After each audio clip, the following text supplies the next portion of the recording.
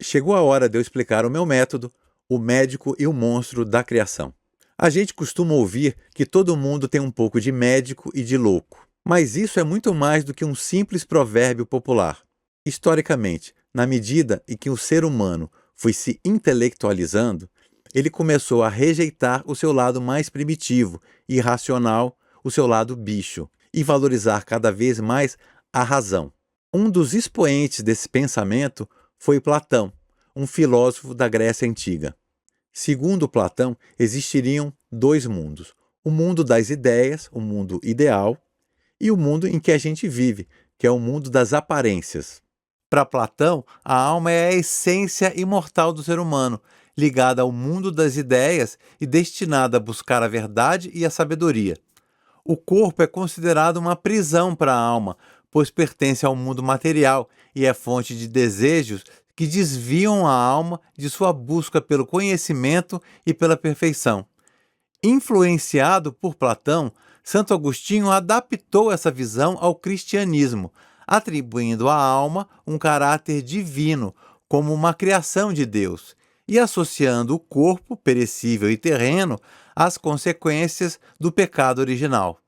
A partir disso, nós começamos a reprimir todos os sentimentos e pensamentos que fossem considerados pecaminosos.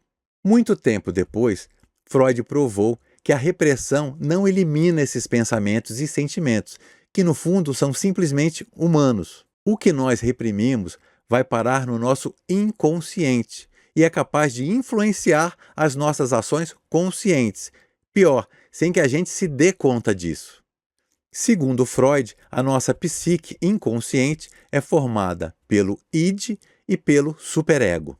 O id é o nosso lado monstro, são os nossos desejos mais instintivos e primitivos, os desejos de sobrevivência. Já o superego é o nosso lado médico, o nosso lado mais sensato, que tenta controlar os impulsos do id.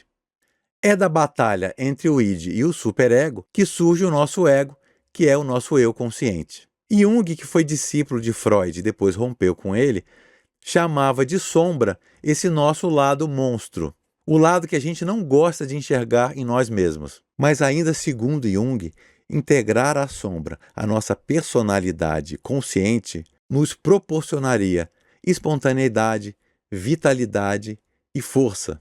A neurociência descobriu algo similar no funcionamento do nosso cérebro. Uma parte de nosso cérebro comanda esses instintos mais primitivos de sobrevivência. Ela entra sempre em ação quando a gente se sente ameaçado e age instintivamente para nos proteger, fugindo, atacando ou se escondendo. Mas existe uma outra parte de nosso cérebro que está ligada à razão, ao bom senso, ao juízo, o nosso lado médico. Mas veja bem, não são dois cérebros independentes. Eles trabalham em conjunto e cada um entra em ação no momento oportuno. É da mesma forma que o nosso lado médico e monstro devem atuar. O lado médico é o do profissional estudioso e bem comportado, capaz de diagnosticar com precisão os problemas de uma história e receitar a melhor fórmula para cada caso. Ao mesmo tempo, o médico pode ser previsível e burocrático. Mas existe também o nosso lado monstro.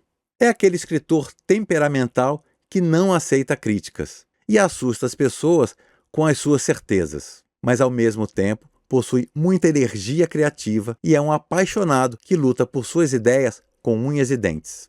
No meu método, você vai entender que precisa ser um pouco de cada um deles, mas há um momento certo para que eles apareçam. Ninguém quer trabalhar com um roteirista explosivo, imprevisível e que não aceita críticas. Da mesma forma, ninguém quer trabalhar com um roteirista burocrático e de ideias previsíveis. Para ser bem-sucedido nessa área, você precisa integrar esses dois lados.